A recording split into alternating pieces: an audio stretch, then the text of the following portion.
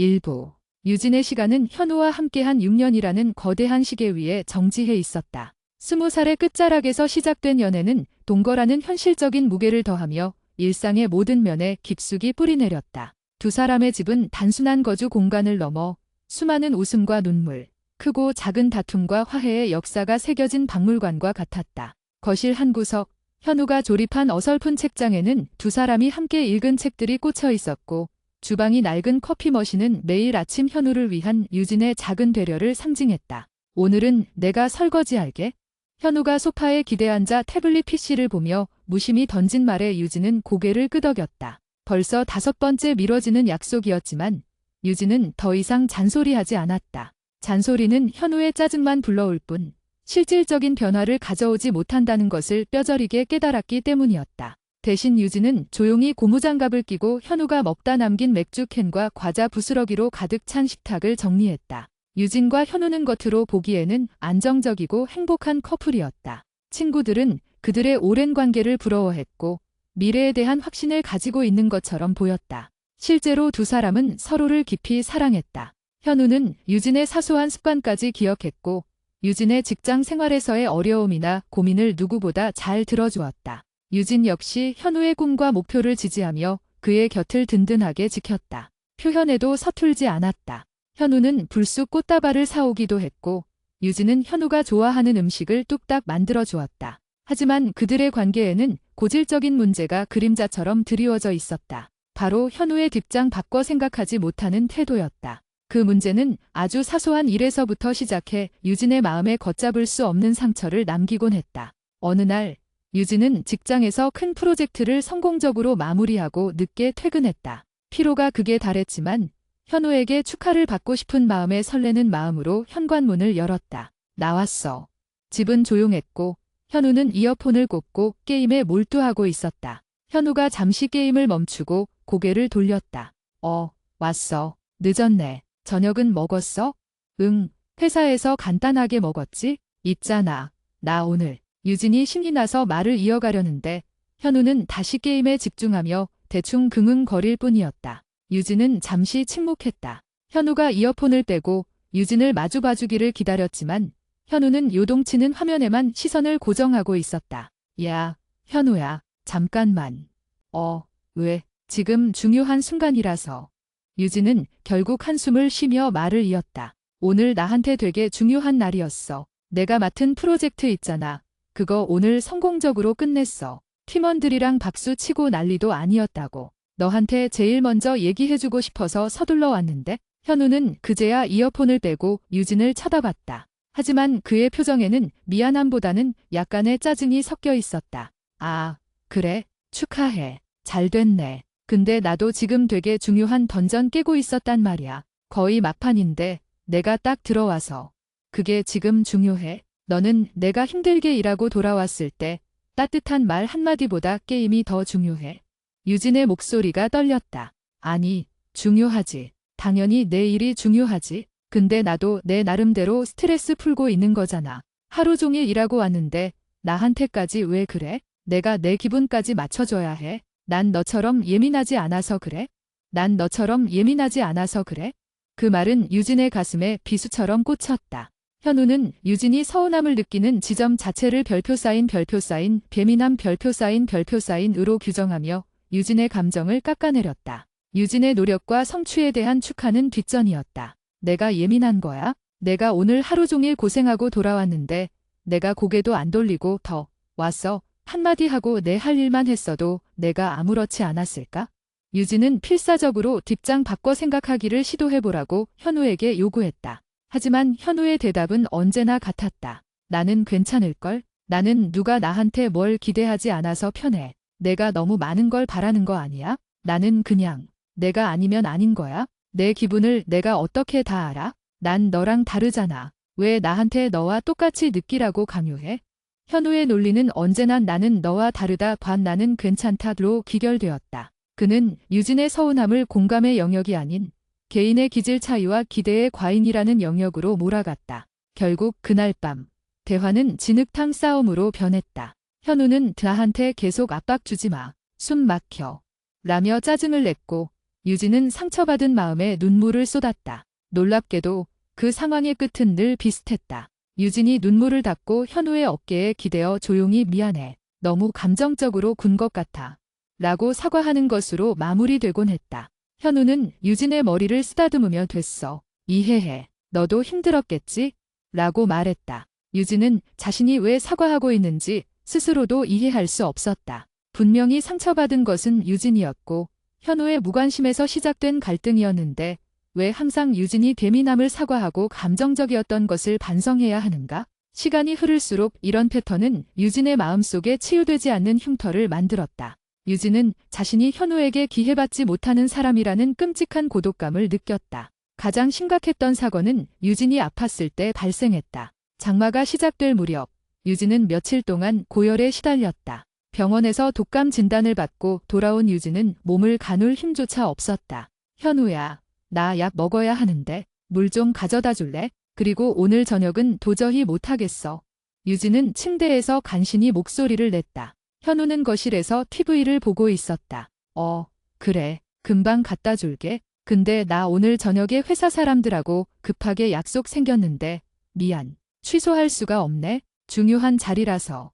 유진은 놀랐다. 응, 나 지금 독감 걸린 거 알잖아. 하루 종일 열나고 아무것도 못 먹었는데 꼭 오늘 가야 해.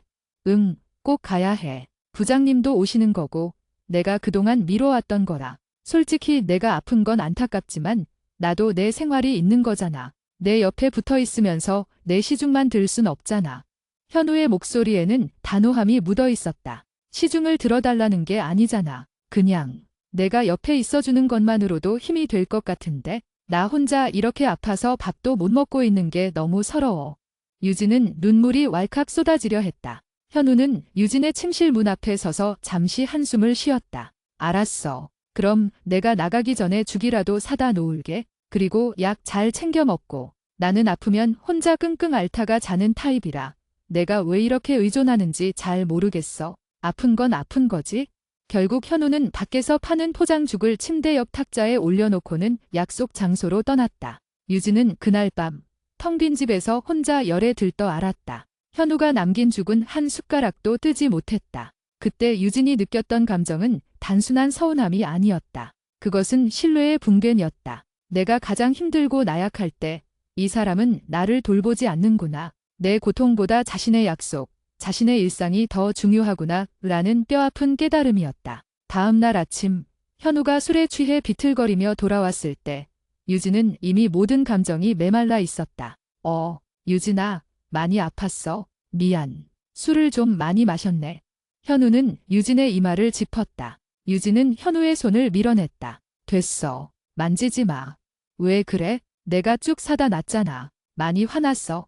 유진은 침대에서 몸을 일으켰다. 내가 나처럼 독감에 걸려서 혼자 누워 있었어 봐. 나는 모든 약속 취소하고 내 옆에서 밤새도록 내 이마 짚어주고 물 떠다 주고 내가 좋아하는 것 끓여줬을 거야. 그런데 너는 나한텐 나도 내 생활이 있다고 했지? 내가 아니면 아닌 거야? 내가 아파 죽을 지경이어도 내가 아니면 괜찮은 거야? 유진은 현우가 단 한 번만이라도 정말 진심으로 자신의 입장이 되어 고통을 느껴보기를 바랐다. 하지만 현우의 대답은 또다시 유진의 기대를 부쉈다. 나는 내가 과하게 행동한다고 생각해. 누구나 아프지. 나는 내가 없어도 혼자 잘 했을 거야. 그리고 내가 쭉 사다 놨잖아. 내가 잘못한 건 맞지만 내가 이렇게까지 나올 일이야? 내가 내 이용했어? 유진의 입에서 한숨이 터져나왔다. 현우는 자신이 유진의 고통을 외면한 것을 과하게 행동하는 유진 때문에 생긴 일로 치부했다. 결국 유진은 더 이상의 싸움이 무의미하다는 것을 깨닫고 입을 다물었다. 알았어. 내 말이 맞아. 이제 됐어.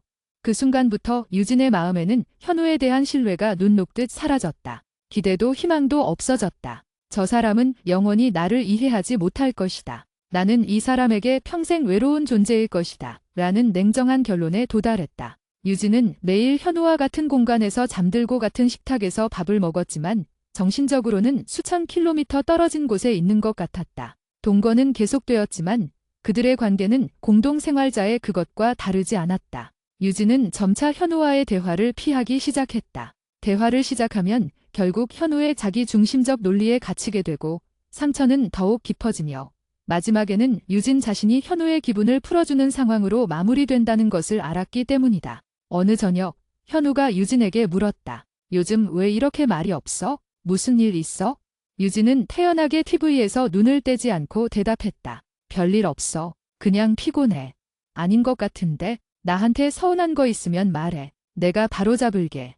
현우는 나름대로 유진에게 문제 해결의 기회를 주고 있다고 생각하는 듯했다.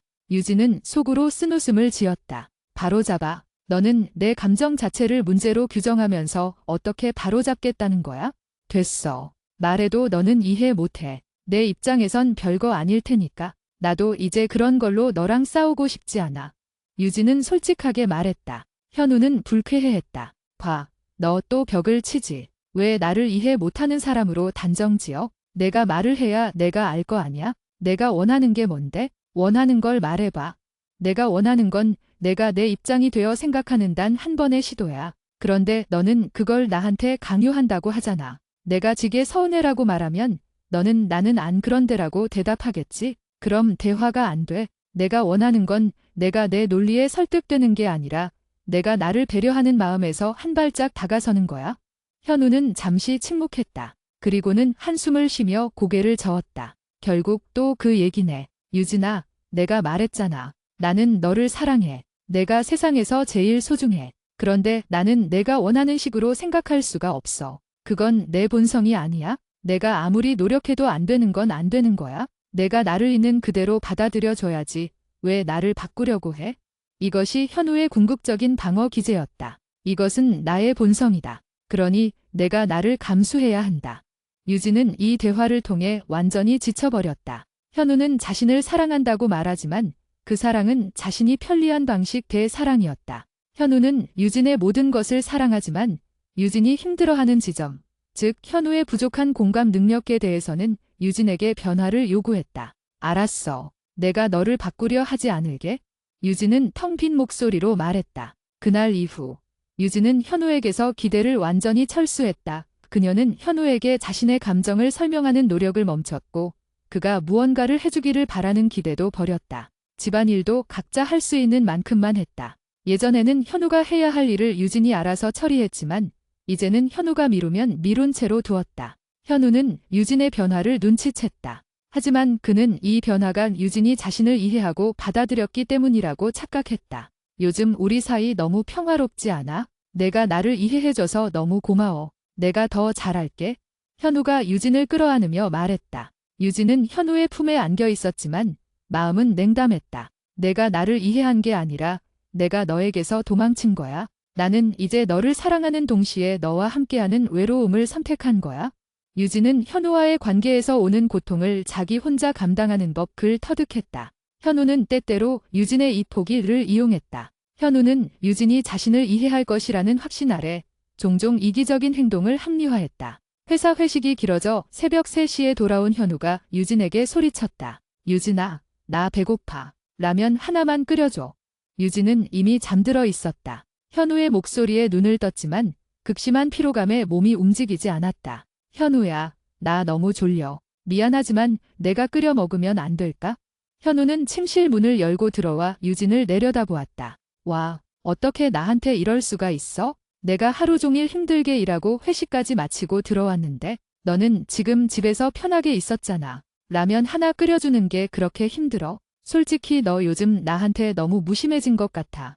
유진은 현우의 얼굴을 멍하니 바라보았다. 현우는 유진이 자신을 거절하지 못할 것이라는 것을 기용하고 있었다. 유진은 깊은 한숨을 쉬었다. 내가 배고픈 건 이해하지만 나도 내일 출근해야 하고 나도 피곤해. 그리고 너 지금 술 취했잖아. 왜 나한테 화풀이를 해? 화풀이 아니야. 나는 그냥 내가 나를 사랑한다면 이 정도는 해줄 수 있을 거라고 생각했어. 항상 내가 나를 배려해줬잖아. 왜 갑자기 안 해줘? 현우는 유진의 헌신을 당연시하고 있었다. 유진은 그 자리에서 눈물을 흘리고 싶었지만 이제 눈물조차 나오지 않았다. 알았어. 끓여줄게. 대신 앞으로는 나한테 이러지 마. 유진은 일어나서 주방으로 향했다. 라면을 끓이는 내내 유진은 자신에게 질문했다. 나는 왜 이 사람에게 이렇게 휘둘리는가? 내가 져주는 게 정말 사랑의 표현인가? 현우가 라면을 맛있게 먹는 동안 유진은 식탁에 앉아 현우를 바라보았다. 현우의 얼굴에는 죄책감이나 미안함 대신 편안함과 만족감이 가득했다. 역시 내가 끓여주는 라면이 제일 맛있어. 고마워, 유진아. 현우는 유진의 머리를 쓰다듬었다. 마치 주인을 따르는 강아지를 대하듯. 유진은 문득 현우가 그녀의 마음을 악의 없이 이용하고 있다는 사실을 깨달았다. 현우는 유진이 져주는 것을 당연하게 받아들였고 유진의 희생이 자신에게 편리한 감정 상태를 유지시켜준다는 것을 은연중에 알고 있었다. 그 순간 유진은 나는 이 관계에서 완벽하게 혼자구나 라는 극도의 외로움에 휩싸였다. 이 외로움은 단순히 혼자 있는 외로움이 아니었다. 마음의 교류가 없는 상태에서 오는 외로움이었다. 같은 공간에서 같은 공기를 마시고 있지만 영혼은 서로에게 닿지 않는 느낌. 유진은 현우와의 관계가 더 이상 사랑이 아니라 고독한 공존기 되어 버렸음을 직감했다. 유진은 현우가 라면을 다 먹을 때까지 아무 말도 하지 않았다. 현우가 잠자리에 들었을 때 유진은 거실 소파에 앉아 새벽 하늘을 바라보았다. 내가 도대체 어떻게 해야 할까? 이 질문은 유진의 마음속을 끊임없이 맴도는 무거운 메아리가 되었다. 이 관계를 끝내야 하는 걸까? 하지만 6년이라는 시간, 동거하면서 쌓인 수많은 추억, 그리고 여전히 현우에게 남아있는 애정은 유진의 발목을 잡았다. 헤어지는 것조차 너무나 고통스러울 것 같았다. 하지만 이대로 현우 옆에서 계속 외롭게 지내는 것은 더 큰 고통이었다. 유진은 이제 희망도 기대도 없는 삶에서 벗어나고 싶었다. 그녀는 현우를 바라보는 시선에서 사랑의 불꽃 대신 측은지심과 냉정함을 동시에 느꼈다. 현우는 자신을 이해하지 못하는 것이 아니라 이해하려고 노력하지 않는 것이었다. 왜냐하면 유진이 져주는 것이 현우에게는 더 편했기 때문이다. 유진은 소파에서 일어나 자신의 방으로 향했다. 그녀는 조용히 이불을 덮었지만 잠을 이룰 수 없었다. 그녀의 머릿속에는 현우와 처음 만났던 설레던 순간부터 오늘 새벽의 라면 사건까지 6년의 시간이 파노라마처럼 스쳐 지나갔다. 이 관계를 구원할 수 있는 방법은 없을까? 유진은 마지막 남은 아주 작은 희망의 불씨를 붙잡으려 애썼다. 하지만 이내 그 불씨는 현우의 나는 내가 아니잖아 라는 차가운 한마디에 꺼져버렸다. 유진은 이제 선택의 기로에 서 있었다. 계속 져주며 외로움에 익숙해질 것인가? 아니면 이 고통스러운 끈을 끊고 새로운 시작을 할 것인가? 그녀는 자신이 선택을 내릴 준비가 되어 있는지 스스로에게 물었다. 그리고 그 대답은 아직 명확하지 않았다. 다음 날 아침, 현우는 평소처럼 유진에게 굿모닝 키스를 했다. 오늘도 좋은 하루 보내, 유진.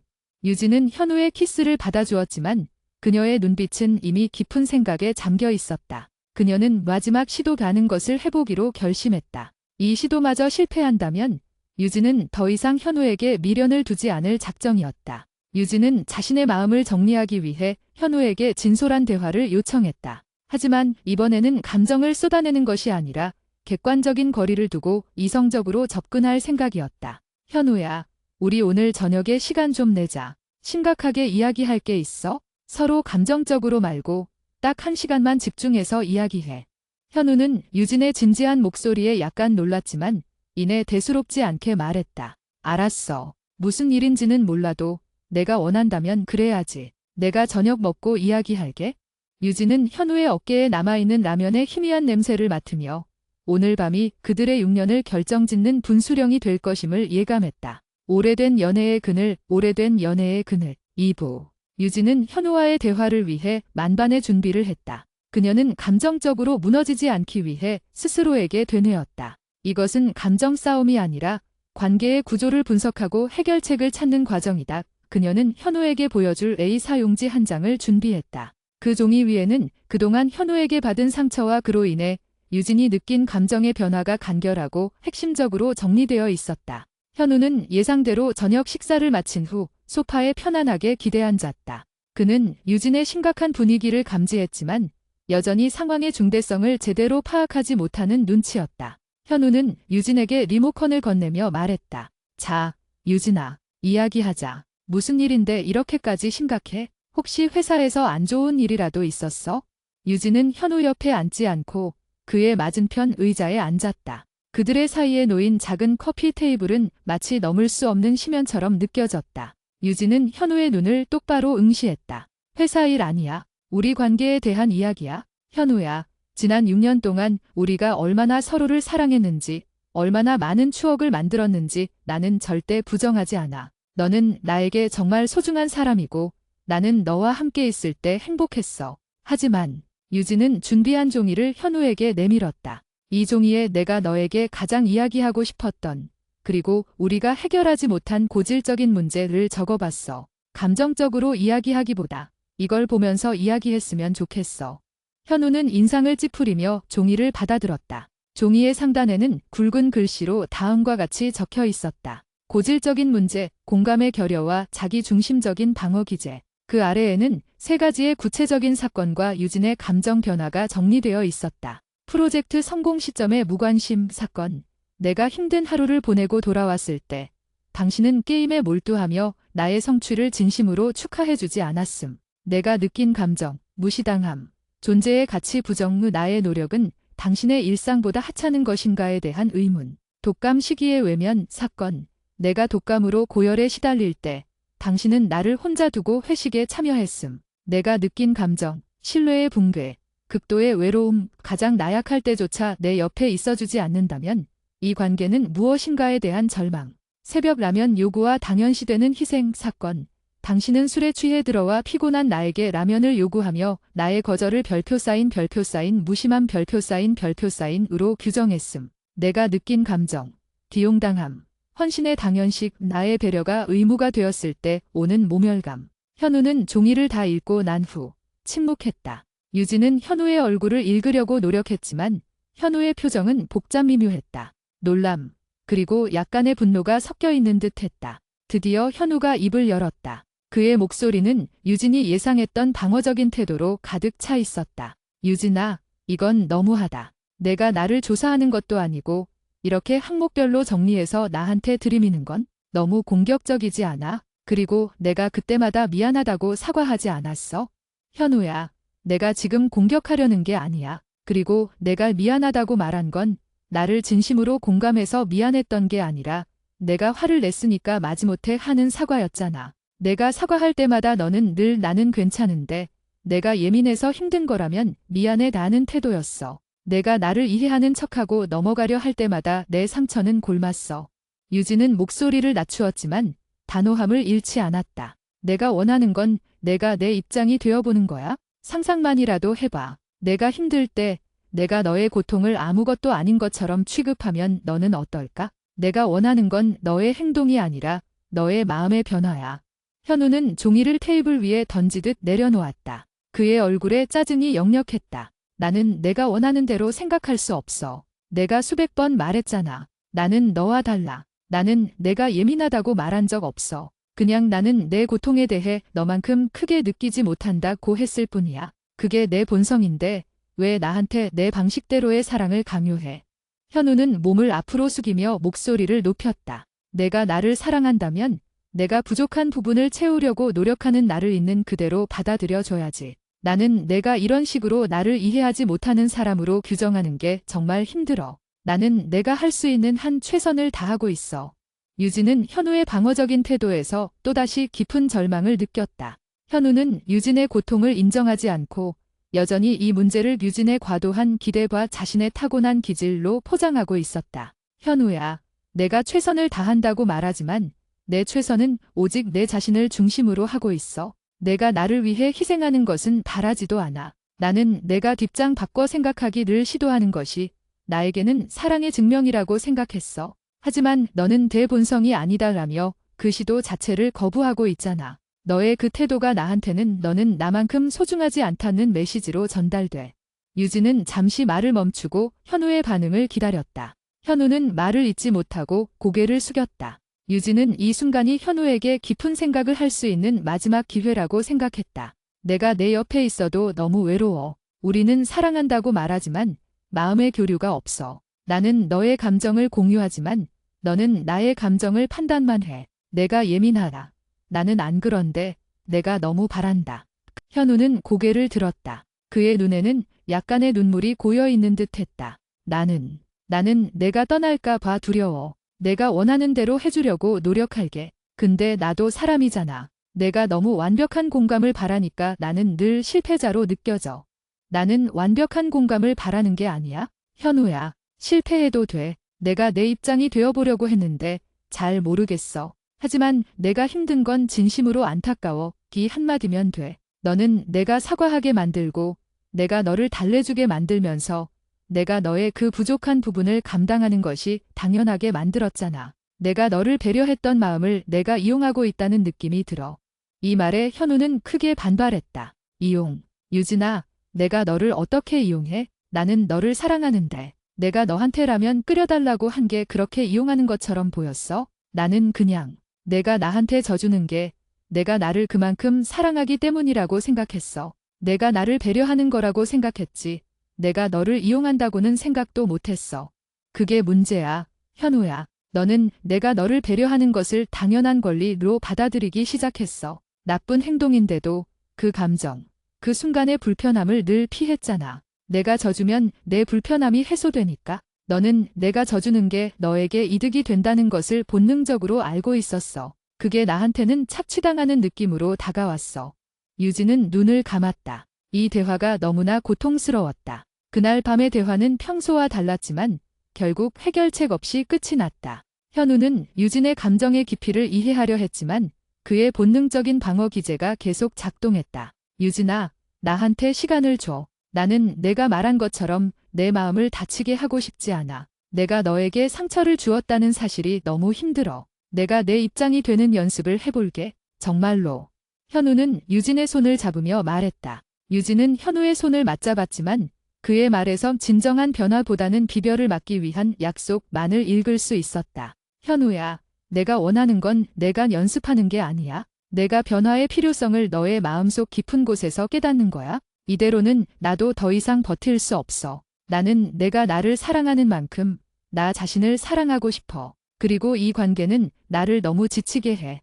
유진은 현우에게 한 가지 제안을 했다. 우리 일주일만 따로 떨어져서 지내자. 집을 비우라는 게 아니야. 그냥 각자의 생활 공간을 최대한 분리하고 대화도 꼭 필요할 때만 해. 우리는 6년 동안 너무 밀착되어 있어서 서로에게 당연한 존재가 되어버렸어. 내가 나 없이 지내는 일주일 동안 내가 나에게서 어떤 것들이 무엇인지, 그리고 내가 나한테 어떤 상처를 주었는지 혼자서만 생각해봤으면 좋겠어. 현우는 유진의 제안에 당황했다. 따로 지내자고? 동거하는데 어떻게 그래? 내가 나를 피하려는 것 같잖아.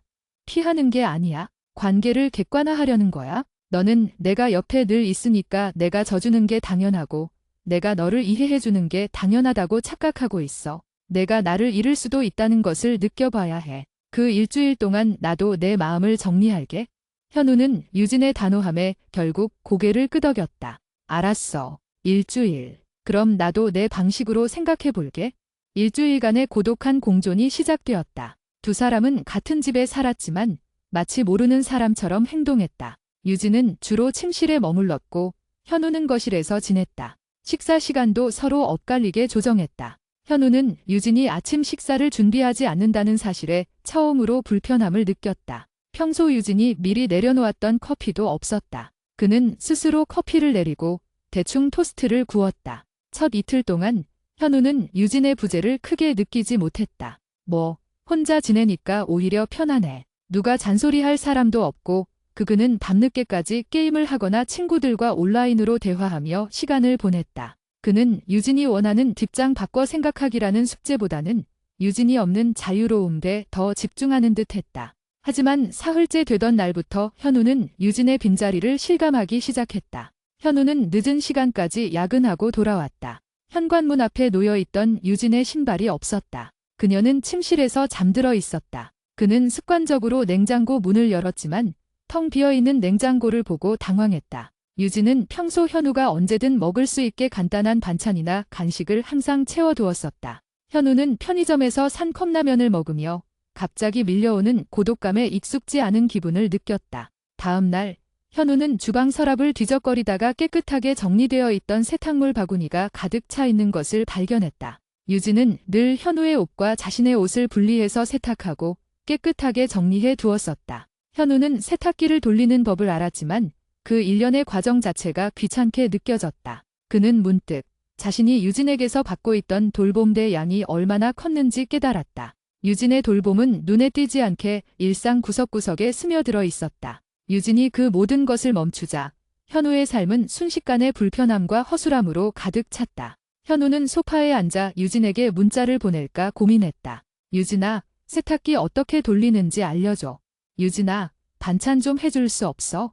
하지만 현우는 문자를 지웠다. 유진과의 대화에서 유진이 자신에게 느꼈던 기용당하는 느낌이 떠올랐기 때문이었다. 현우는 유진의 부재 속에서 자신이 얼마나 유진의 희생에 의존적이었는지 처음으로 깨달았다. 유진이 왜 그토록 외로워했는지, 왜 자신이 기용당하고 있다고 느꼈는지, 그 감정의 실체가 어렴풋이 보이기 시작했다. 그는 스스로에게 질문했다. 내가 유진에게 돌려준 것은 무엇이었지? 현우는 유진이 독감에 걸렸을 때 회식에 갔던 일을 떠올렸다. 그때 유진은 단지 옆에 있어 달라는 정서적 지지를 원했다. 현우는 유진의 고통을 경감시키는 것보다 자신의 약속을 지키고 자신의 일상적 편안함을 유지하는 것을 우선시했다. 그는 유진에게 죽을 사다 준 행위가 자신이 할 수 있는 최선의 배려라고 생각했지만 유진에게는 그것이 형식적인 책임 회피였음을 이제야 이해하기 시작했다. 만약 내가 아팠는데 유진이가 나를 두고 갔다면 나도 아마 버려진 느낌을 받았을 거야. 현우는 유진의 입장이 되어보는 시도를 하기 시작했다. 그가 이전까지 거부했던 뒷장 바꿔 생각하기였다. 그것은 여전히 어렵고 낯설었지만 유진이 없는 불편하고 텅 빈 공간에서 현우는 그 고독한 감정을 마주해야 했다. 일주일이 거의 끝날 무렵 현우는 유진에게서 연락이 왔다. 현우야, 오늘 저녁 8시에 거실에서 다시 이야기하자. 현우는 그 문자를 받고 불안감과 함께 기대감을 느꼈다. 그는 이 일주일 동안 자신이 느꼈던 것들을 유진에게 제대로 전달하고 싶었다. 저녁 8시, 유진은 일주일 전과 같은 자리에 앉았다. 현우도 맞은편에 앉았다. 이번에는 현우가 먼저 입을 열었다. 그의 목소리는 전에 없이 차분하고 진지했다. 유진아, 일주일 동안 미안하다는 말밖에 할 말이 없어. 유진은 현우를 조용히 바라보았다. 현우의 눈빛이 전과 다르다는 것을 감지했다. 내가 없는 일주일 동안 너에게 받았던 모든 돌봄과 배려가 얼마나 컸는지 깨달았어. 나는 내가 해주는 모든 것이 너무 당연해서 그것들이 너의 희생길 수 있다는 것을 전혀 생각하지 못했어. 내가 라면 끓여달라고 했을 때 나는 내가 져주는 것을 사랑이 아니라 비용했었다는 너의 말이 무슨 뜻인지 이제 알 것 같아. 현우는 숨을 깊게 들이쉬었다. 나도 솔직히 내가 아팠을 때 내가 왜 갔을까 하는 후회를 했어. 그때 나는 너의 고통이 나에게 주는 불편함만 생각했지. 너의 외로움은 생각하지 못했어. 만약 내가 나를 두고 갔다면 나도 엄청나게 외롭고 서러웠을 거야. 내가 말했던 신뢰의 붕괴라는 말이 뭔지 알 것 같아.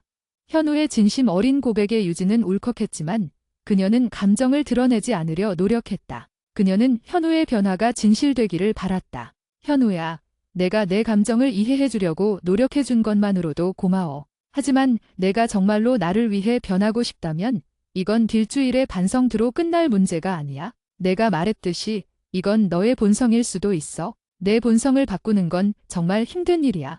알아. 그래서 나는 우리가 상담을 받아봤으면 좋겠어. 혼자서 노력하는 것보다 전문가의 도움을 받아서 우리 관계의 구조적인 문제를 파악하고 싶어. 그리고 내가 상처받았던 모든 일에 대해 내가 진심으로 사과하고 싶어. 내가 너의 고통을 무시했던 모든 순간들에 대해서. 현우는 유진의 손을 잡고 눈물을 글썽였다. 나 너 잃고 싶지 않아. 유진아, 나는 너 없이는 안 돼. 내가 나를 떠날까 봐 너무 무서워. 내가 잘못했어. 내가 너에게 상처를 주면서 내 편안함만 챙겼던 것. 정말 미안해. 유진은 현우의 눈물을 보며 복잡한 감정을 느꼈다. 현우의 눈물은 진심이었다. 하지만 유진은 여전히 불안했다. 이 눈물이 규진이 떠날 것 같다는 두려움에서 비롯된 것인지 아니면 규진에게 상처를 주었다는 후회에서 비롯된 것인지 확신할 수 없었다. 현우야, 내가 상담을 받자는 제안을 해줘서 고마워. 나도 그게 우리의 마지막 희망이라고 생각해. 하지만 한 가지 명심해줬으면 좋겠어. 나는 내가 나에게 다시 헌신하라고 요구하지 않아. 나는 나를 이용하지 않겠다는 너의 다짐을 원해. 그리고 나도 이제부터 내가 원하는 것과 내가 할 수 없는 것을 명확하게 말할 거야. 내가 나를 존중해주기를 바라. 유진은 현우에게 더 이상의 희생을 하지 않을 것임을 분명히 했다. 현우는 고개를 끄덕였다. 알았어. 이제부터는 내가 너에게 져줄게. 내가 원하는 대로 내가 노력할게. 우리의 관계가 다시 건강해지도록. 유진은 잠시 침묵했다. 현우의 말에서 또다시 자기중심적 해석이 보였기 때문이다. 현우는 내가 너에게 져줄게라고 말했다. 유진이 원하는 것은 지는 것이 아니라 상호 존중기였는데 말이다. 현우야, 나는 내가 나한테 져주는 걸 원하는 게 아니야. 나는 우리가 함께 이기는 관계를 만들고 싶어. 내가 져서 내가 이기는 것도, 내가 져서 내가 이기는 것도 아니야. 서로의 감정을 인정하고 배려하는 공평한 관계를 원해. 현우는 유진의 말을 곰곰이 생각하는 듯 했다. 그래, 알았어. 우리가 함께 이기는 관계를 만들자. 상담 예약할게. 유진은 그날 밤 일주일 만에 현우의 옆에 누웠다. 그녀는 여전히 외로웠지만 이제는 혼자가 아니다라는 작은 안도감을 느꼈다. 최소한 현우가 변화하려는 의지를 보였기 때문이었다. 하지만 6년 동안 쌓인 불신과 상처는 쉽게 치유될 수 없다는 것을 유진은 잘 알고 있었다. 그들의 관계는 이제 재활이라는 힘든 여정을 시작해야 했다. 오래된 연애의 그늘, 오래된 연애의 그늘. 3부. 현우가 관계 상담을 제안하고 예약한 것은 유진에게 작은 희망의 불씨가 되었다. 그들은 일주일간의 어색한 동거를 끝내고 상담 날짜를 잡는 과정에서 다시 예전처럼 대화하기 시작했다. 하지만 유진은 이전처럼 감정에 솔직하기보다는 현우의 반응을 살피고 자신의 감정을 조절하는 것에 익숙해져 있었다. 현우는 유진에게 더욱 친절하게 행동했다. 아침에 커피를 내려주고 설거지를 자청했으며 유진의 퇴근 시간에 맞춰 마중을 나가는 등 노력하는 모습을 보였다. 유진아, 나 오늘 내가 좋아하는 빵 사왔어. 힘내. 유진은 현우의 노력에 고마움을 느꼈지만 한편으로는 불안했다. 현우의 이런 행동이 진정한 변화라기보다는 유진의 마음을 되돌리기 위한 임시적인 대처가 아닐까 하는 의심 때문이었다. 그녀는 현우의 눈빛과 행동에서 진정한 공감과 이해가 아닌 유진을 잃고 싶지 않은 두려움만을 읽어냈다. 마침내 상담 당일이 되었다. 상담실은 따뜻하고 조용했으며 상담사는 중년의 여성이었다. 유진과 현우는 상담사를 사이에 두고 마주 앉았다. 유진은 숨을 깊게 들이쉬었다. 상담사는 먼저 유진에게 이 자리에 오게 된 계기를 물었다. 유진은 현우가 보지 못하도록 준비해갔던 메모를 조용히 읽어내려갔다. 그녀는 지난 6년간 자신이 느꼈던 외로움, 신뢰의 붕괴, 그리고 이용당했다는 감정을 차분하고 이성적인 어조로 설명했다. 가장 견디기 힘들었던 건 제가 상처를 받고 서운하다고 이야기하면 결국 제가 사과하고 현우 씨의 기분을 풀어주게 되는 상황이 반복되는 거였어요. 저는 현우 씨가 저의 감정 자체를 별표 사인, 예민함, 별표 사인이나 과도한 기대로 규정하고 자신의 방어 기제를 발동시키는 것을 보면서 이 관계가 회복될 수 없다는 절망감을 느꼈습니다. 유진의 이야기가 끝나자 상담사는 현우에게 말을 건넸다. 현우 씨는 유진 씨의 이 모든 이야기들을 들으면서 어떤 감정이 드셨나요? 현우는 잠시 망설이더니 목소리를 가다듬고 말했다. 저는 유진이가 지난주에 저에게 제안했던 따로 지내기 기간 동안 많은 생각을 했습니다. 제가 유진이에게 너무나 많은 것을 받고 있었다는 사실을 깨달았고 유진이의 희생을 당연하게 여겼습니다. 제가 유진이에게 상처를 주었다는 사실이 너무나 고통스럽고 이 자리에 오게 된 것은 유진이를 잃고 싶지 않기 때문입니다. 상담사는 고개를 끄덕였다. 현우 씨는 유진 씨를 잃을까 봐 두려워하고 계신 것 같네요. 그럼 유진 씨가 느꼈던 신뢰의 붕괴에 대해서는 어떻게 생각하세요? 특히 유진 씨가 아팠을 때 혼자 두고 회식에 가셨던 일에 대해 깊이 공감하셨나요?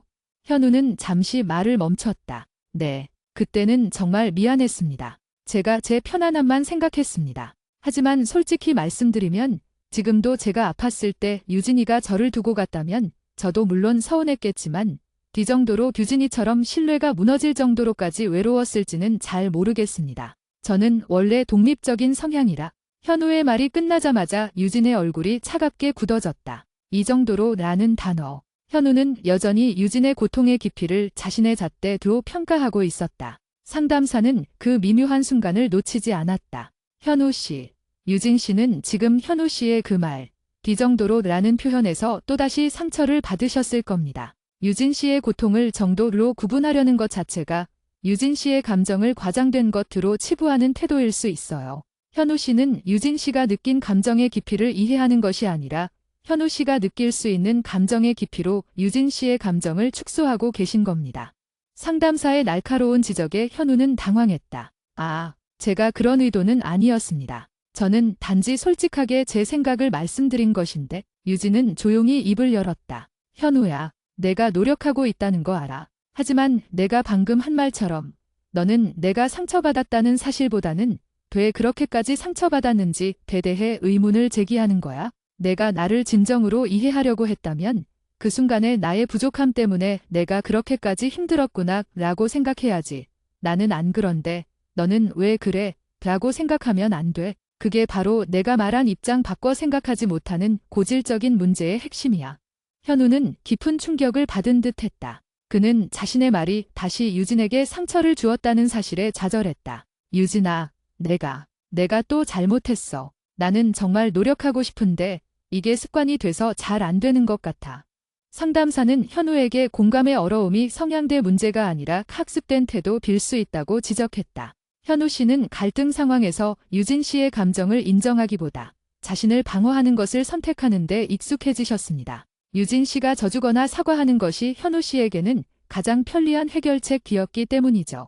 이 관계에서 유진 씨가 보여준 사랑과 희생이 현우 씨에게는 기용할 수 있는 안전망이 되었던 겁니다. 현우 씨가 진정으로 유진 씨에게서 벗어나고 싶지 않다면 그 안전망을 걷어내고 유진 씨의 감정을 위협이 아닌 중요한 정보로 받아들여야 합니다.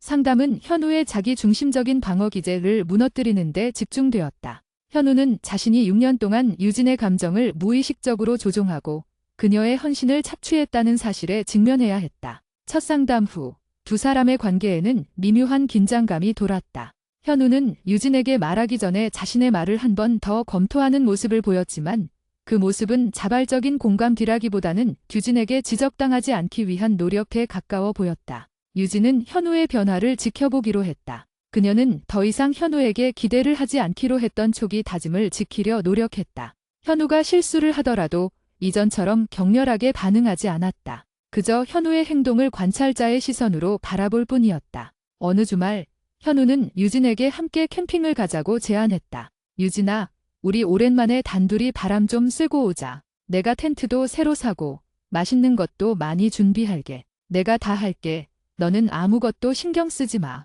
현우는 유진에게 잘 보이고 싶어 하는 마음이 간절했다. 유진은 현우의 제안을 받아들였다. 현우는 약속대로 캠핑 준비를 완벽하게 해냈다. 텐트를 치고 바비큐를 굽고 모든 짐을 정리하는 일까지 유진의 도움 없이 처리했다. 캠프파이어를 앞에 두고 현우는 유진에게 진심을 담아 말했다. 유진아, 내가 예전에 얼마나 이기적이었는지 캠핑 와서 더 느껴. 예전 같았으면 내가 텐트 치는 거 너한테 미루고 나는 맥주나 마시고 있었을 텐데 내가 나한테 져주는 게 너무 당연했어. 유진은 미소를 지으며 현우에게 와인 잔을 건넸다. 내가 노력하는 거 알아. 나도 기분이 좋아. 근데 말이야. 현우가 잠시 머뭇거렸다. 내가 텐트 치고 불 피우고 밥다 하니까 좀 피곤하긴 하다. 유진아, 설거지는 내가 해줄 수 있지? 내가 지금 허리가 좀 아파서. 유진의 얼굴에서 미소가 사라졌다. 현우의 마지막 말은 그들의 관계에서 반복되어 온 고질적인 패턴 대축소판이었다. 현우는 자신이 노력한 부분에 대해서는 인정받고 싶어 했고 자신이 약간의 불편함만 느껴도 나머지 책임을 유진에게 자연스럽게 전가했다. 너는 아무것도 신경 쓰지 마 라는 말은 결국 내가 편하면 너는 나를 위해 불편함을 감수해야 해 라는 뜻이 되는 순간이었다. 유진은 설거지가 귀찮아서 화가 난 것이 아니었다. 그녀를 분노하게 만든 것은 현우가 빗장 바꿔 생각하기 늘 멈추고 다시 편리한 부로 회귀하려는 순간 포착했기 때문이었다. 현우야. 유진은 차분하게 말했다. 내가 허리가 아픈 거 나도 이해해. 하지만 내가 아까부터 계속 앉아서 내가 텐트 치는 거 보고 있었잖아. 나도 내가 힘든 만큼 나도 캠핑 오는 과정에 피로가 쌓였을 거야. 내가 설거지를 할 수는 있어. 하지만 내가 나한테 부탁하는 방식이 또다시 문제야. 부탁하는 방식. 현우는 이해하지 못한다는 표정이었다. 너는 나에겐 내가 이렇게 했으니 너는 저렇게 해줘야 해 라는 보상 심리로 접근하는 것 같아. 내가 나한테 부탁하는 게 아니라 내가 할 수 없는 것을 나한테 당연히 내 목 긴 것처럼 넘기는 것처럼 느껴져. 내가 허리가 아프다면 유진아, 내가 너무 힘들어서 그러는데 내가 설거지 좀 도와줄 수 있을까? 다음에는 내가 설거지할게 라고 했어야지. 현우는 유진의 말을 듣고 또다시 방어적인 자세를 취했다. 와, 유진아, 내가 지금 너한테 부탁하는 것까지 이렇게 따져야 하는 거야? 내가 너한테 뭘 해주면 안 돼? 내가 너한테 설거지 해달라고 했지. 강요했어? 내가 너무 나를 억압하는 것 같아. 내가 노력하고 있는데 왜 나를 이렇게까지 몰아세워? 현우는 유진의 지적을 저갑두로 받아들였다. 그는 유진이 자신의 노력에 초점을 맞춰주기를 바랐지. 부족한 부분들 지적하는 것은 견디지 못했다. 내가 너를 억압하는 게 아니야. 현우야. 너는 내가 너를 위해 져주는 상황을 피용하는 습관을 버리지 못하고 있어. 내가 나한테 고맙다는 감정 대신 그 정도는 내가 해줘야 한다는 의무감을 느끼게 하잖아. 나는 너의 아픔을 공감할 수 있어. 하지만 내가 나의 배려를 당연시하는 순간 나는 다시 외로워져. 유진은 캠프파이어 앞에서 현우와 눈을 맞추었지만 그녀의 마음은 다시 차가워졌다. 현우의 본질적인 변화는 일어나지 않았다. 현우는 유진의 감정을 인정하기 위해 노력하는 것이 아니라 유진에게 착한 남자친구로 보이기 위해 연기하고 있었던 것이다. 그리고 그 연기가 힘들고 불편해지는 순간 그는 다시 원래의 자기중심적인 모습으로 돌아갔다. 알았어. 그럼 내가 할게. 내가 설거지할게. 됐지?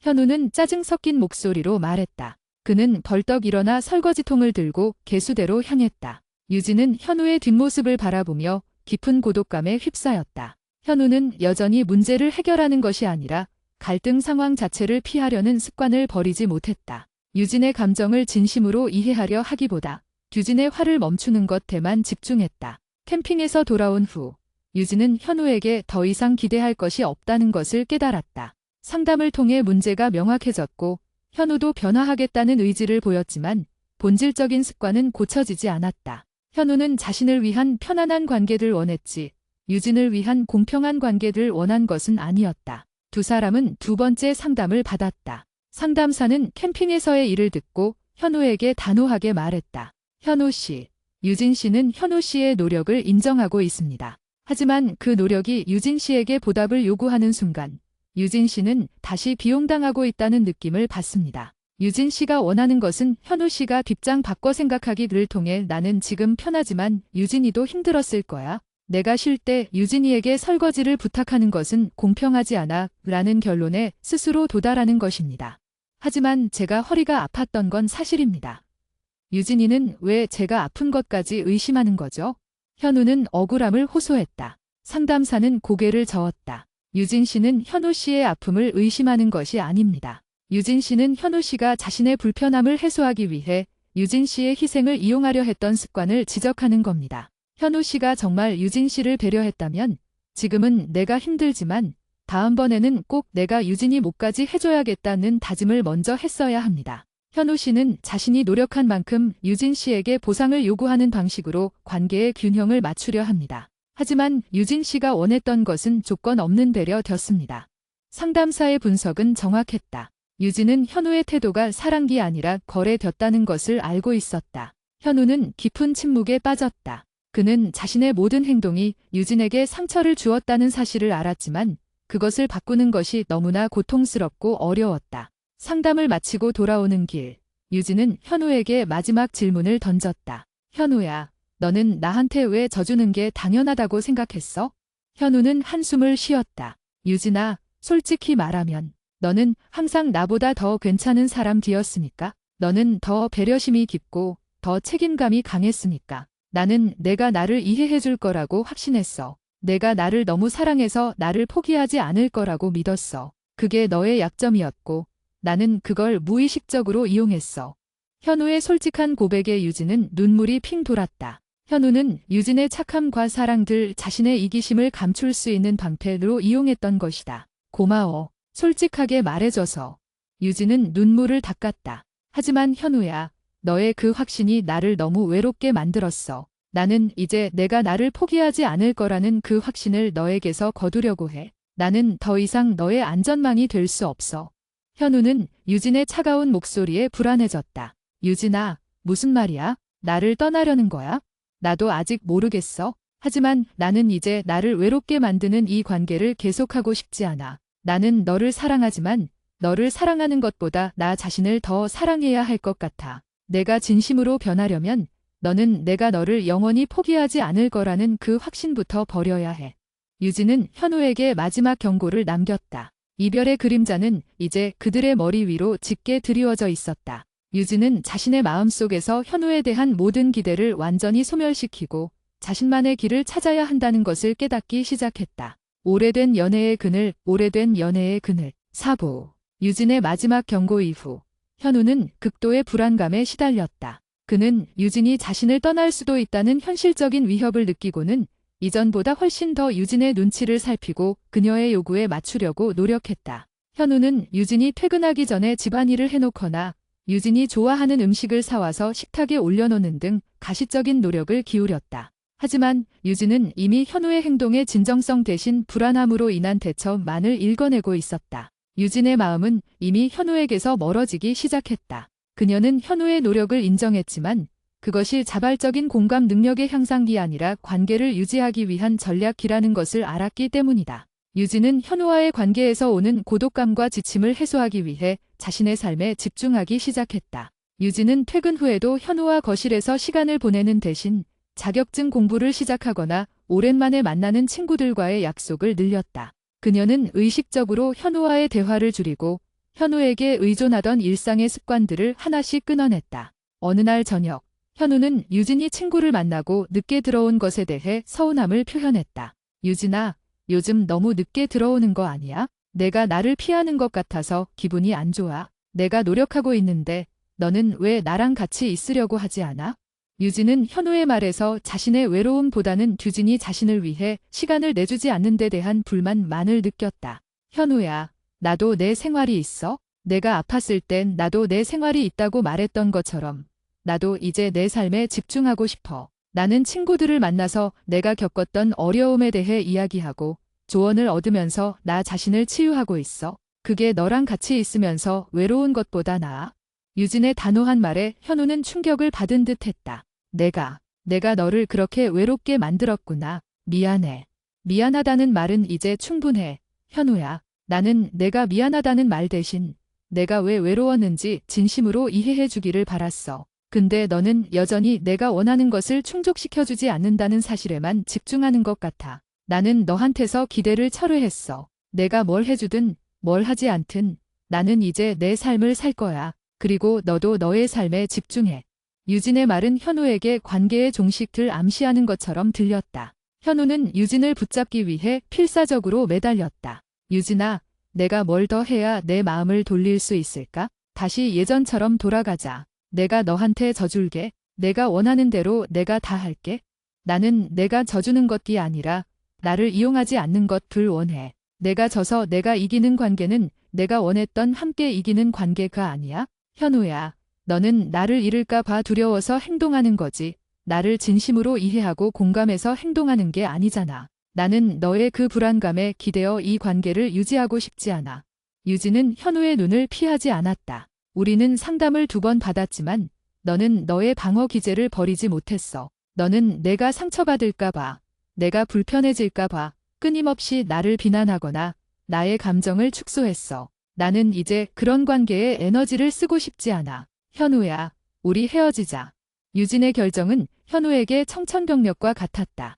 현우는 유진이 자신을 떠나지 않을 거라는 확신 속에서 살아왔기 때문에 유진의 이별 선언은 그의 삶 전체를 흔들어 놓았다. 유진아, 안 돼. 내가 얼마나 노력하고 있는데. 내가 얼마나 너를 사랑하는데. 6년이야.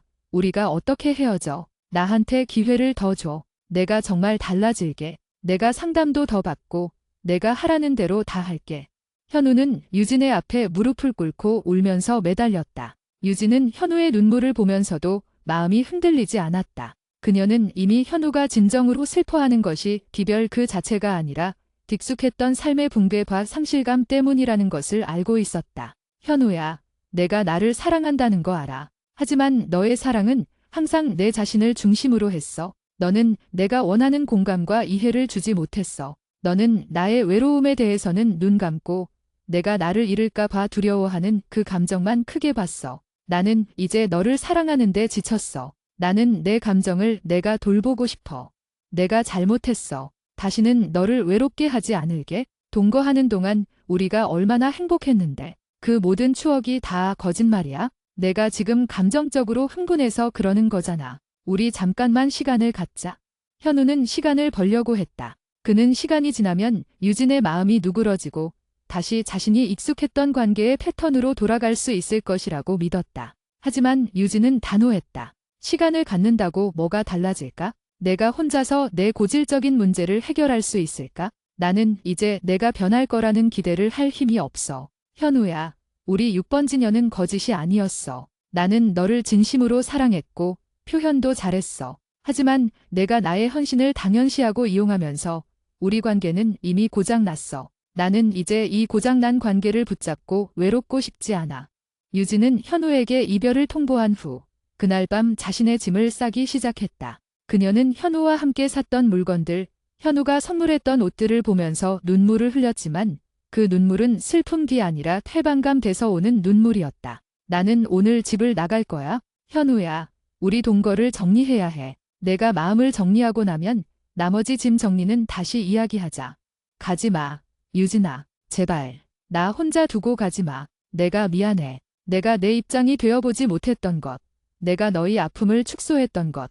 내가 너의 헌신을 이용했던 것. 내가 다 잘못했어. 내가 떠나면 나 정말 힘들 거야. 현우는 유진의 팔을 붙잡았다. 유진은 현우의 손을 부드럽게 떼어냈다. 내가 힘들 거라는 거 알아? 하지만 나도 그동안 힘들었어. 너는 내가 겪을 아픔이 무서워서 나를 붙잡는 거지. 내가 겪었던 아픔을 이제야 깨달아서 붙잡는 게 아니잖아. 너는 여전히 너 자신을 중심에 두고 있어? 나는 이제 내가 나 없이 혼자서 내 문제를 마주해야 한다고 생각해. 나 없이 내가 얼마나 외로울지, 얼마나 불편할지 혼자서 감당해 봐야 해.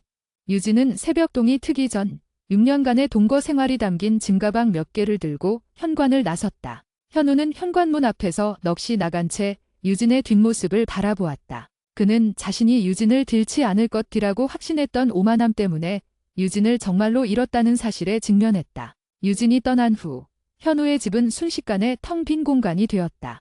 6년 동안 유진의 손길이 닿지 않은 곳이 없었던 집은 이제 현우의 이기심과 유진의 외로움으로 가득 찬 박물관처럼 느껴졌다. 현우는 자신이 가장 힘들어했던 독감에 걸렸을 때 유진이 자신을 두고 회식에 갔다면 느꼈을 외로움을 유진이 떠난 그 집에서 비로소 진짜로 느끼기 시작했다. 현우는 유진에게 끊임없이 전화하고 문자를 보냈다. 현우, 유진아, 제발 연락 좀 받아줘. 나 지금 밥도 못 먹고 잠도 못 자고 있어. 내가 얼마나 힘들었을지 이제야 알겠어. 내가 너를 찾으러 가도 돼? 현우, 우리 헤어지지 말자. 나 정말 달라질게. 내가 상담사한테도 계속 연락해서 방법을 찾고 있어. 나한테 마지막 기회를 줘. 유진은 현우의 문자를 읽었지만 답장하지 않았다. 그녀는 현우가 겪는 고통이 자신이 6년간 겪었던 외로움의 반복 기자 덧보다고 생각했다.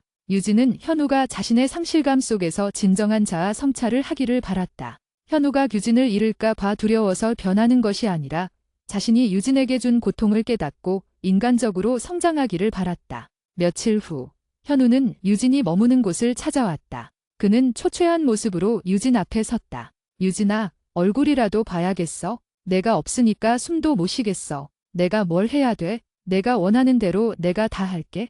유진은 현우를 조용히 카페에 앉혔다. 현우야, 내가 힘든 거 알아. 하지만 내가 지금 겪는 감정은 기별의 고통기야. 내가 내 입장이 되어보지 못했던 것 때문에 괴로운 게 아니라 내가 나를 잃은 것 때문에 괴로운 거야. 너는 여전히 내 자신의 감정에만 집중하고 있어?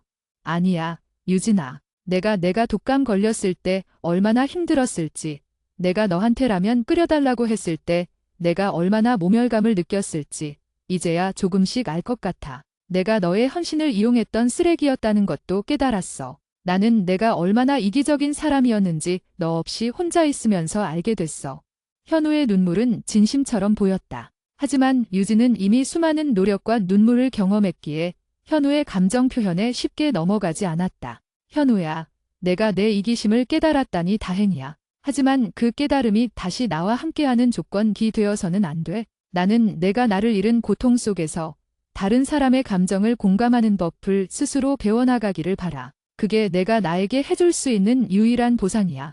유진은 현우에게 마지막으로 단절을 요구했다. 우리 당분간은 연락하지 말자. 너는 너의 삶을 재정비하고 나는 나의 삶을 다시 시작해야 해. 너도 나를 붙잡는데 에너지를 쓰지 말고 내 스스로 독립적인 사람으로 성장하는 데 집중해. 우리 6번지년 동안 동거했지만 너는 정서적으로 나에게 너무 의존했어. 현우는 유진을 놓아주고 싶지 않았지만 유진의 눈빛에서 더 이상의 희망을 찾을 수 없었다. 그는 유진의 결정이 확고하다는 것을 인정할 수밖에 없었다. 알았어, 유진아. 내가 너를 존중할게. 내가 원했던 사람이 되도록 노력할게. 언젠가 우리가 다시 만날 수 있을까? 유진은 현우의 질문에 명확한 대답을 하지 않았다. 그건 우리가 각자의 삶에서 얼마나 성장하느냐에 달려 있을 거야. 우리 둘 다 더 이상 외롭지 않은 사람이 되었을 때, 그때 다시 생각하자.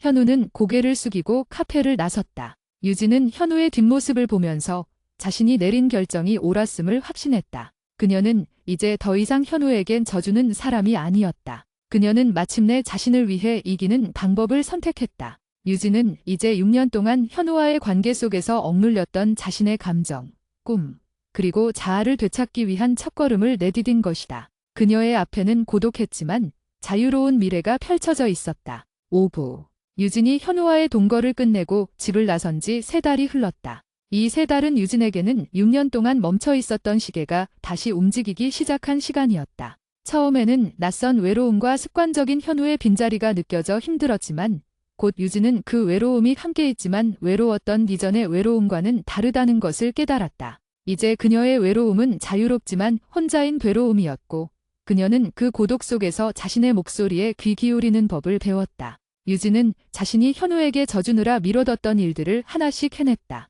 직장에서는 새로운 프로젝트에 도전하여 성공적인 결과를 얻었고 자기 개발을 위한 공부에도 집중했다. 그녀는 친구들과의 관계에서도 현우의 감정을 살피느라 늘 뒷전에 두었던 자신의 의견을 솔직하게 표현하기 시작했다. 그녀의 내면에는 오랫동안 침묵했던 자존감이 서서히 회복되고 있었다. 유진은 현우와의 관계에서 얻었던 상처들을 치유하는 데 집중했다. 그녀는 전문 상담사를 찾아가 현우와의 관계 패턴, 특히 자신이 왜 현우의 지용배 굴복하고 져주는 것을 반복했는지에 대한 깊은 분석을 했다. 상담사는 유진의 과도한 배려심과 관계 유지에 대한 강박이 현우의 이기심과 맞물려 파국적인 결과를 낳았다고 설명했다. 유진은 이제 관계를 위해 나 자신을 희생하지 않겠다는 단단한 결심을 갖게 되었다. 3달 동안 현우는 유진에게서 연락을 하지 않았다. 유진의 마지막 요구대로 현우는 홀로 남겨진 집에서 자신이 겪는 모든 불편함과 고독을 감당해야 했다. 텅 빈 집은 현우에게 끝없는 압박감과 후회를 안겨주었다. 현우는 유진이 있을 때 자신이 얼마나 무책임하고 이기적이었는지 절실히 깨달았다. 세탁물을 쌓아두고 냉장고가 비어 곰팡이가 피어오르는 것을 보면서 현우는 유진의 헌신이 단순히 편리함기 아니라 사랑기였다는 것을 뒤늦게 깨달았다. 그는 다시 상담을 받기 시작했다. 현우는 상담사에게 유진이 자신에게 느꼈던 뒤용당하는 감정에 대해 집중적으로 이야기했다. 상담사는 현우에게 관계에서의 주체성과 공감 능력을 기르는 훈련을 주문했다. 현우는 처음으로 나는 원래 이래라는 방어 기제를 버리고 내가 너라면 어땠을까 라는 시도를 고통스럽게 반복했다. 현우는 유진이 아팠을 때 자신이 회식에 갔던 그날 밤에 유진의 외로움을 재현해보려 노력했다. 그는 일부러 감기에 걸린 날 친구들의 모든 약속을 거절하고 불 꺼진 집에서 혼자 누워 있었다. 그는 그때 유진이 느꼈을 버려진 느낌과 존재 가치의 부정기 얼마나 끔찍한 고통이었는지 단편적으로나마 이해하기 시작했다. 현우의 깨달음은 이제 유진이 떠나서 불안하다는 감정에서 내가 유진에게 돌이킬 수 없는 상처를 주었다는 죄책감과 후회로 바뀌었다. 그는 유진에게 연락하는 것을 멈추고 자신이 유진에게 상처를 주었던 이기적인 태도를 바꾸는데 진심으로 집중했다. 3달이 지난 어느 날 유진은 현우에게서 짧은 이메일을 받았다. 유진은 현우가 자신에게 했던 마지막 부탁대로 언젠가 다시 만날 수 있을까 라는 질문을 할까 봐 두려웠지만 이메일을 열어보았다. 제목, 마지막 인사와 나의 반성. 유진아, 나 현우야. 내가 나에게 연락하지 말라고 했기 때문에 나는 이메일로 나의 마지막 마음을 전하려고 해. 지난 3달 동안 나는 내가 얼마나 이기적인 인간이었는지 그리고 너의 사랑과 헌신을 얼마나 무참히 이용했는지 처절하게 깨달았어. 너의 외로움이 나의 편안함 때문에 생겨났다는 것을 인정해. 내가 너에게 져줄게라고 말했던 것.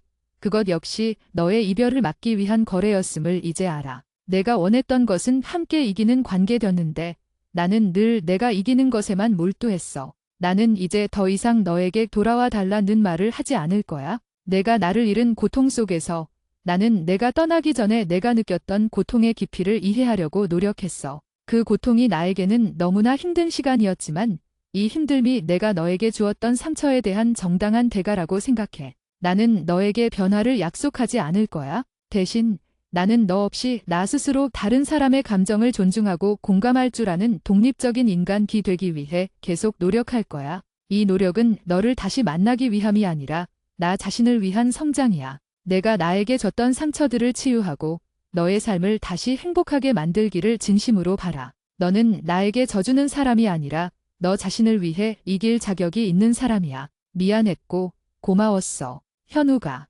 유진은 현우의 이메일을 읽고 눈물을 흘렸다. 현우는 마침내 유진이 원했던 핵심을 이해하고 있었다. 그는 더 이상 유진에겐 나를 이용할 수 있는 안전망이 되어달라고 요구하지 않았다. 그는 유진의 외로움을 자신의 잘못으로 인정했으며 그의 변화가 유진과의 관계 회복을 위한 조건이 아니라 자신의 성장을 위한 것임을 명확히 했다. 유진은 그 이메일을 받은 후 자신이 현우에게 받았던 수많은 상처들이 비로소 치유되기 시작했다는 것을 느꼈다. 그녀는 더 이상 현우에게 분노하거나 억울함을 느끼지 않았다. 유진은 현우에게 답장을 보내기로 했다. 그녀의 답장은 현우에게 보내는 마지막 작별 인사이자 현우엔 진정한 성장을 응원하는 메시지였다. 현우야, 이메일 잘 받았어. 내 진심이 담겨 있다는 것을 알아. 내가 스스로의 이기심과 나의 외로움을 마주하는 시간을 갖게 되어서 다행이라고 생각해. 내가 말했듯이 우리 관계에서 나는 너무 자주 져주는 사람이었고 너는 그것을 당연한 권리로 여겼어. 하지만 나는 이제 나 자신에게 가장 소중한 사람이 되었어. 나는 내가 나에게 했던 마지막 질문, 언젠가 우리가 다시 만날 수 있을까?에 대해 생각했어. 우리의 관계는 여기서 완전히 끝났어. 나는 너의 변화를 응원하지만 나의 삶에 너를 다시 끌어들이고 싶지는 않아. 내가 너에게서 멀어져야 했던 이유는 너의 미숙함 때문이 아니라 너의 습관적인 이용과 공감의 결여 때문이었고 그것이 나에게 너무 큰 고통이었기 때문이야. 나는 너를 떠나서 비로소 나 자신을 되찾았고 이 평온함을 다시 깨고 싶지 않아. 현우야, 너의 노력은 너 자신을 위한 것이어야 해. 그 노력이 나에게 다시 기회를 달라는 압박으로 돌아오는 순간 너는 또다시 이기적인 패턴으로 돌아가는 거야. 나는 내가 좋은 사람으로 그리고 다른 누군가를 만났을 때 그 사람의 외로움을 외면하지 않는 성숙한 사람으로 살아가기를 진심으로 바라. 우리 6번 지년의 시간은 소중했고 너에게 배운 것도 많아. 이제는 각자의 길에서 외롭지 않은 삶을 살자. 안녕. 유진.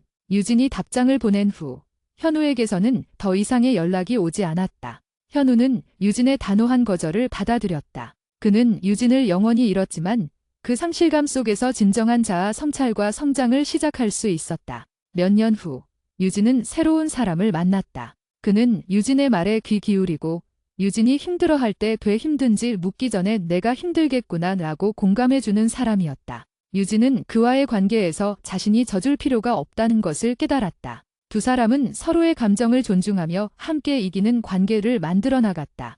현우 역시 시간을 보내며 스스로를 다듬었다. 그는 더 이상 관계에서 오는 불편함을 회피하지 않았고 다른 사람의 감정을 자신의 잣대로 평가하지 않으려 노력했다. 그는 새로운 관계를 시작했지만 유진과의 6년이 자신에게 남긴 지기심의 그림자를 잊지 않았다. 현우는 유진의 희생이 자신에게 주었던 교훈을 바탕으로 이제는 상대방의 외로움을 외면하지 않는 사람이 되었다. 유진은 혼자 거리를 걷다가 문득 현우와의 6년을 떠올렸다. 그 관계는 고통스러웠지만 유진에겐 나를 이용하려는 사람에게서 나를 지키는 법을 가르쳐준 소중한 시간이었다. 그녀는 더 이상 외롭지 않았다. 그녀의 마음속에는 현우에게서 받은 상처 대신 자기 자신을 사랑하고 아끼는 단단한 자존감이 자리 잡고 있었다. 오래된 연애의 그늘은 완전히 걷혔고 유진의 삶에는 따뜻한 햇살이 비치기 시작했다. 그녀는 이제 더 이상 누군가의 희생을 필요로 하지 않는 온전한 행복을 누릴 자격이 있는 사람이 되었다.